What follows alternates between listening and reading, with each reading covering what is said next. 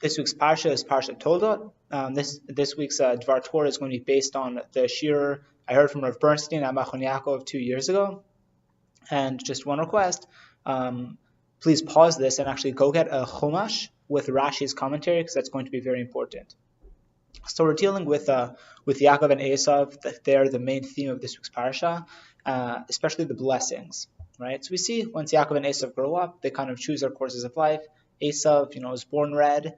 That means he was more inclined towards spilling blood. Not necessarily a negative thing. We'll get into that soon. The point is, he made some very bad decisions in his life, and he was actively hiding that and deceiving that from his father. Now, even so, we see something very puzzling, right? So let's go take a look at chapter 25, verse 28. This is after, again, they grew up. Esav becomes an ish sadeh, yodeh tzayid, right? Or ish yodeh tzayid, ish sadeh. So 25, 28. Vayehav Yitzchak et Esav ki tzayid b'fiv, right? And Yitzchak loved Esav because his hunting was in his mouth. V'Rivka ohevet et Yaakov. And Rivka loves Yaakov. So the question is this. Yitzchak loved Esav because his hunting was in his mouth. Whose hunting was in whose mouth? So the Targum and the simple understanding, and this is first Rashi's explanation, is because Esav's hunting was in Yitzchak's mouth. Now, that's very disturbing because Yitzchak is one of the Avot.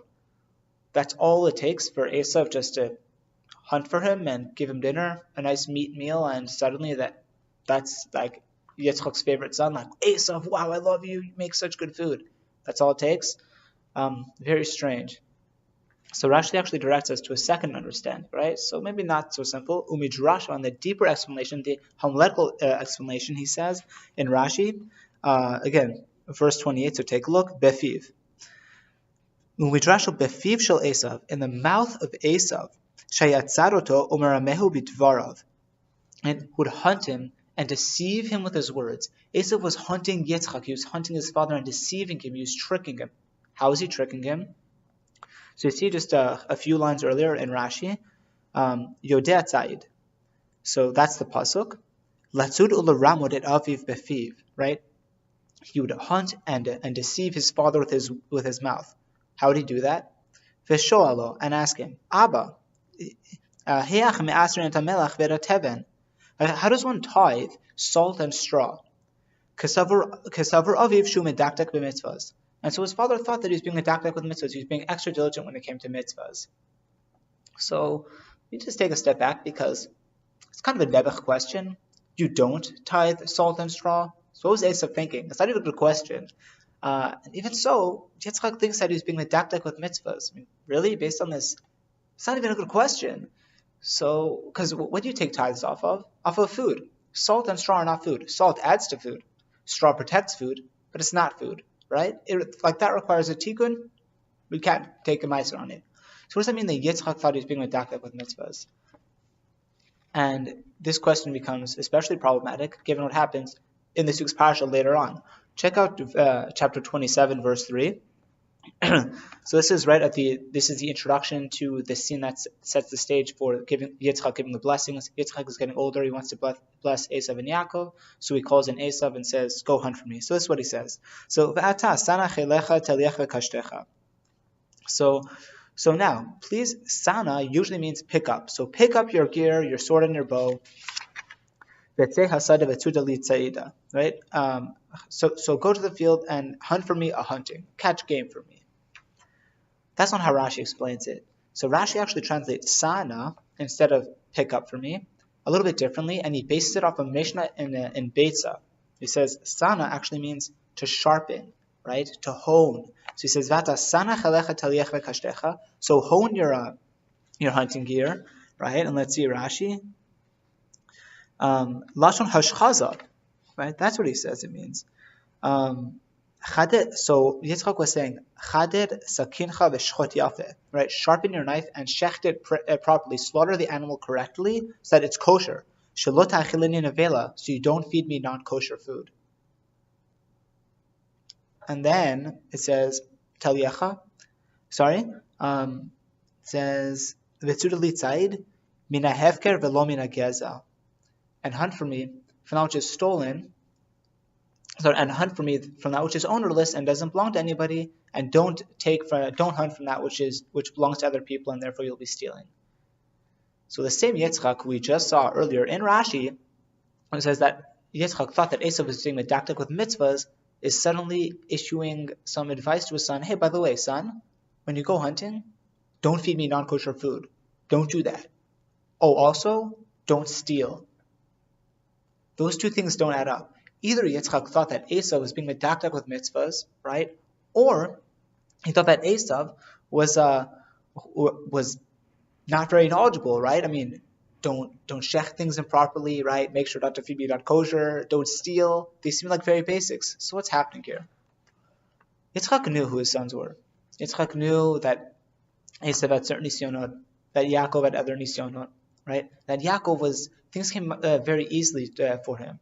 Or rather, we shouldn't say that, but the Rambam in his Shmona Prakim asks a question. The Shmona Prakim is the introduction to Pirkei Avot. So the Rambam asks, who's greater? Someone who thinks who is more naturally good, right, and doesn't struggle with keeping the mitzvahs, or someone who does struggle with keeping the mitzvahs and keeps them anyway? Who's greater? So Rambam says it depends what kind of mitzvah. If you're talking about ben adam lechavero, right, between man and his fellow man, so like not stealing, not hurting someone else, not killing them, right? With that, better to be naturally good. That's the higher level. When it comes to being Adam Lamakom, right, between man and God, so like tefillin, I would say not speaking Lashon Hara, but I think that's also being Adam Lachavera. Well, it's like anything being Adam Lamakom, like Shabbos, that, better for you to struggle with that more, because that way there's maybe more growth potential. So we see that Esav was someone who really, really struggled with keeping mitzvahs. It just didn't come naturally for him. And Yaakov had different nisyonot. Esav had much more difficult nisyonot. He was born red. He was a blood spiller. He had more natural inclinations to do evil, right? However, we said that David HaMelech was described in the same way. He was also born red. And even so, David HaMelech was a tzaddik, right? He was able to overcome those inclinations and do good and perform mitzvahs. So what's happening on with Esav? So what does Yitzchak see? After all, the Gemara actually discussed people who are born red and are therefore blood spillers can go do milah, right? Be a mohel. That's a mitzvah. You're taking your natural inclination to spill blood and you're using that to be a tzaddik, to do mitzvahs. What does Yitzchak see Esav doing? Esav couldn't become a mohel. There was a very limited male Jewish population back then. So what Esav does, what Yitzchak sees Esav doing, is going hunting to feed his father. That's kibud avayim. That's a mitzvah. Yitzchak sees Esav as someone who's struggling to overcome his natural inclinations to do mitzvahs. That's why Yitzchak loved Esav so much. He thought that Esav was one who's trying so hard to overcome it. So then what's up with Esav's questions? How do you tie the salt and straw? That's not a very good question. You don't tie the salt and straw. Just a point about like ikar and tafel, right? Something that's the primary thing as opposed to the ancillary thing, the secondary thing. So when you're making brachas, and this is relevant to many other different areas, but especially in brachas, let's say you're eating a bowl of cereal. So you have the actual cereal, then you have the milk inside. The only reason why you're eating the milk is to enhance the cereal. So you don't really want the milk. Therefore, you actually only make a bracha when you eat on eating the cereal, even if you drink the milk as well, right? Only the cereal. So now what do you take meiser on? You take it on the ikar. Take it on the primary thing. What's the ikar? The food. So what's the food here? Esav knows that Yaakov is the food. Yaakov is the main thing. That's the best way of being. So what requires the tikkun? The salt and the straw. Esav is saying, hey, don't make me the salt and the straw. I know that I'm the salt and the straw, but I want to be a tzaddik too, Dad. That was the deception. Esav was pretending to his father as if he wanted to be a tzaddik. That was up with the questions. He was pretending to be a bit of a nebuch. Because truth is, Esav wasn't as knowledgeable as Yaakov. But the thing is, that made the deception even worse because he could be honest with his faults. He could go to his father and be like, hey, you seem like really struggling. I'm having a good time. That's why I'm having a hard time. And that's why Yitzchak is saying like, hey, just make sure like, don't feed me non-kosher food. Make sure not to steal. He's trying to help his son. And Esav knew that he was deceiving his father like that because Esav was not really like that. He was hiding what he was really like from Yitzchak. But Rivka was able to see through it. Why was Rivka able to see through it, whereas Yitzchak couldn't? What was the difference? Because who did Rivka grow up with? She grew up with Lavan, the ultimate deceiver. Rivka saw right through Esav and had been exposed to this kind of behavior before. Yitzchak had not. Good Shabbos.